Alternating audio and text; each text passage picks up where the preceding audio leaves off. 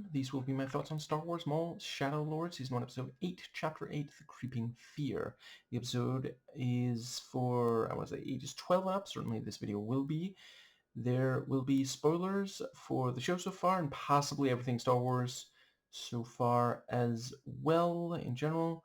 And yeah, another episode that I absolutely loved. So we're going to start with a real quick series of video recommendations. So, and some of these are not going to be 12 plus, they're going to be 18 plus. Ryan Hollinger's Odyssey, The Scariest Murder Mystery. Emma Thorne, Violence, Drugs, and Insecurity. Clavicular is not a role model.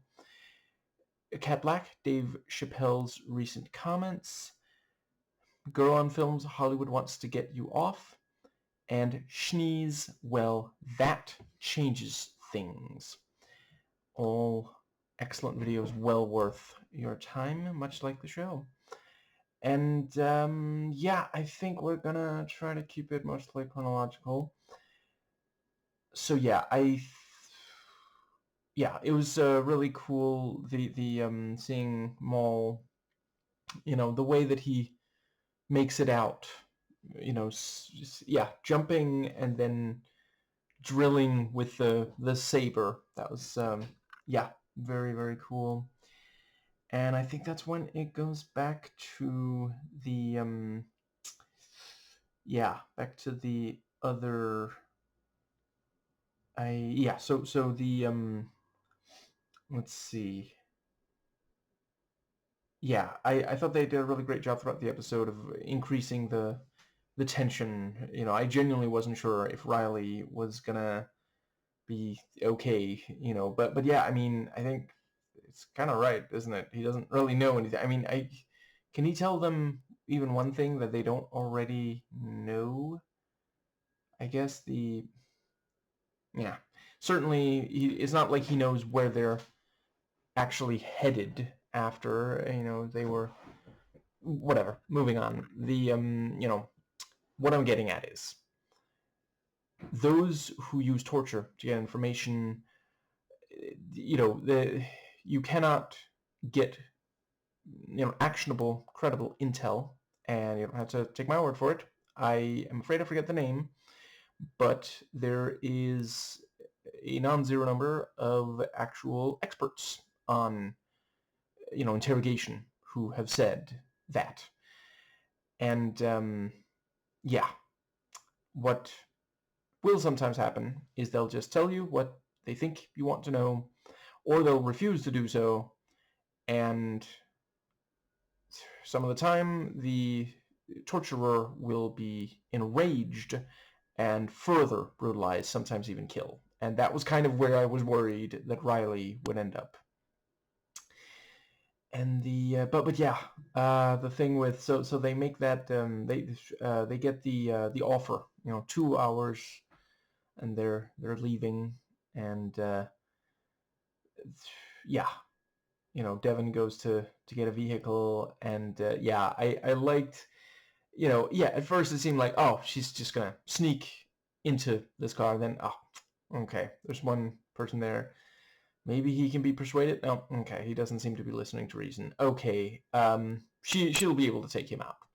And then, he gets a little annoyed with her trying to do so, and so he, knocks on the vehicle, and it opens, and several more come out, and just, and I appreciate they didn't even need to show us, because I felt there was enough action in this episode, and certainly the show for so far overall, and I 100% believe that she could take them all out. And I like that every single time we saw it, it was, I believe, completely consistently playing the dance music, techno. It's not my kind of music, so I don't really know exactly what it's called. And yeah, Two Boots, really appreciate he got there. He realized, it makes more sense to go against the Empire, not following protocol. He's still, talking a lot about how this is against protocol, but, one of his co-workers, and I like that exchange started with, why are you behaving stranger than usual, not just strangely? And, points out there was never going to be an investigation, the yeah, they killed the one, the chief, and they're taking over. This is what you know Dawson's Cop worried. And let's see, and so they make the deal, and Two Boots is walking around, don't mind me, just escorting the prisoner. I'm taking this prisoner to imprison him in prison. And appreciate that he does still not really want to hurt them too much, so he uses the stun setting.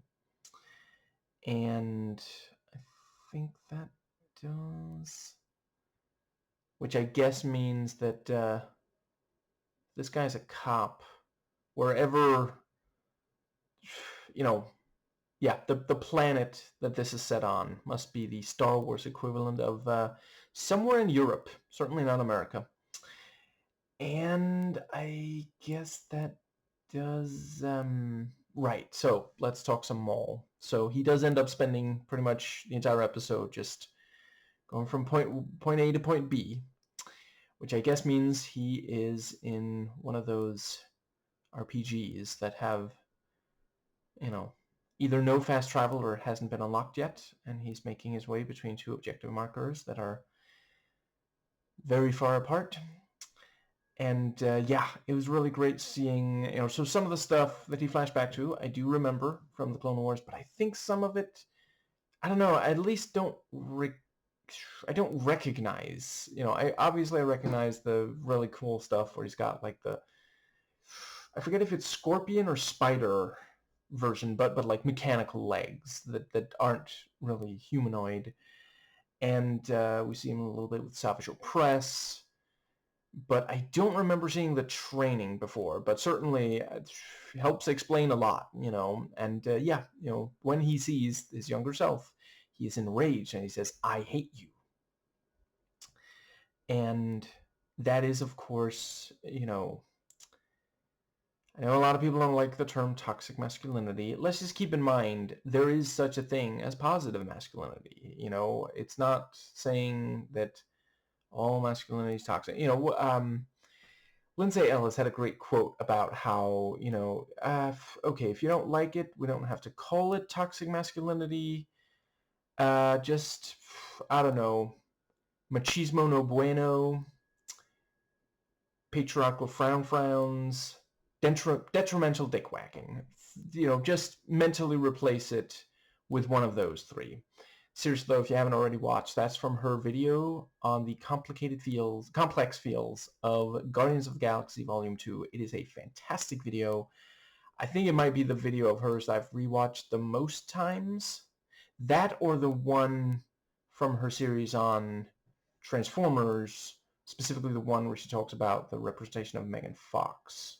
But yeah, anyway, part of toxic masculinity is this hatred of perceived weakness, and it's like, so you're angry at a child for feeling natural emotions, like back then he hadn't suppressed those emotions yet, but I appreciate that by the end of the episode, he says, "I will never let that happen to anyone else again." That is part of why he wants to kill Sidious.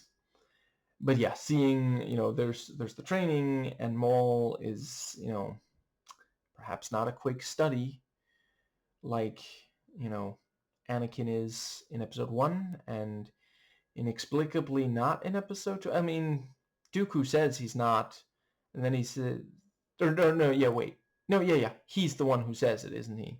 Yeah. I'm sorry. It bugs me because those were written by the same guy, and it wasn't that long apart. Anyway, moving on. The in response to that, Sidious, lightning bolts him, and I think that does pretty much. Let's see. I feel like there's at least one more thing I wanted to say about. Yeah, great when they do manage to get the, yeah, I like the thing about, I'm sorry, I can't go with, I made a deal with two boots. Yeah, deal's off. And, the thing about, like, how is this? This is not very inconspicuous, no. But in order to escape, you have to do this. And she presses Nas button, is that what it's called? I don't watch the Fast and Furious movies. And, yeah, that was genuinely very cool. And I liked, Lawson's cop is, like, pretty good. But this thing cannot outrun that. You got another transport, and yeah, it manages to blast them, and yeah, that's very, very cool. And I think that does, yeah, very clever that, so the Jedi both, you have the thing of like, Master, I sense it too.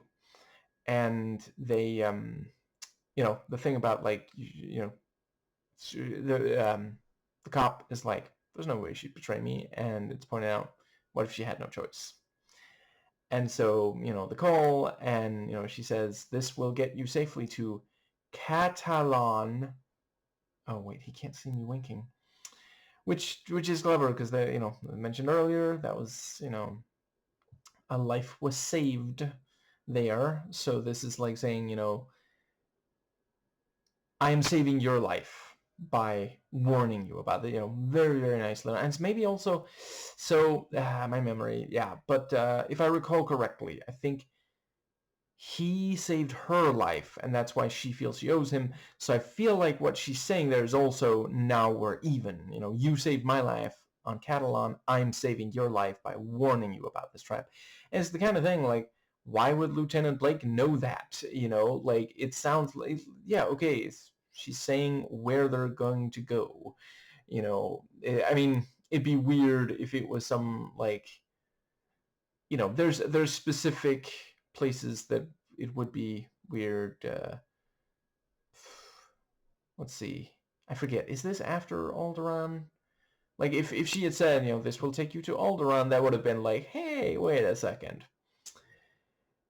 And I think, because like, I'm confident that it's after the prequels, but I'm slightly unsure where it is, BBY. But anyway, yeah, I think that does cover. There's at least one more thing. What was the other thing? But yeah, it is a very cool place to leave the episode off. So there's only 1/5 left of the show. 2 episodes, 45 minutes or so, and I can absolutely see how they could close it out. And yeah, Crimson Dawn wants, Dryden Voss wants a meet with Maul, and we do know from Solo, and possibly elsewhere, but that's the one that I remember. Maul did work for Dryden Voss for Crimson Dawn, so that. Let's see. I guess that does pretty much cover. Yeah, I appreciated the way that most of them are willing to wait for Maul, and Spybot seems genuinely upset, like the rest of them, when there's no sign of Maul, and yeah, Vario is not super sensitive in talking to the others about it. I mean, so they think Maul might be gone, might be dead, and they know that some of the Mandalorians are. So like literally everyone you're talking to right now, Vario, the part where he's like, oh well, let's keep going. What? Literally everyone you're talking to has lost a non-zero number of people that they cared about, just like within the last minutes of this scene. Some of them too. When it comes to like reading the room. I guess what I'm saying is, don't quit your crime job.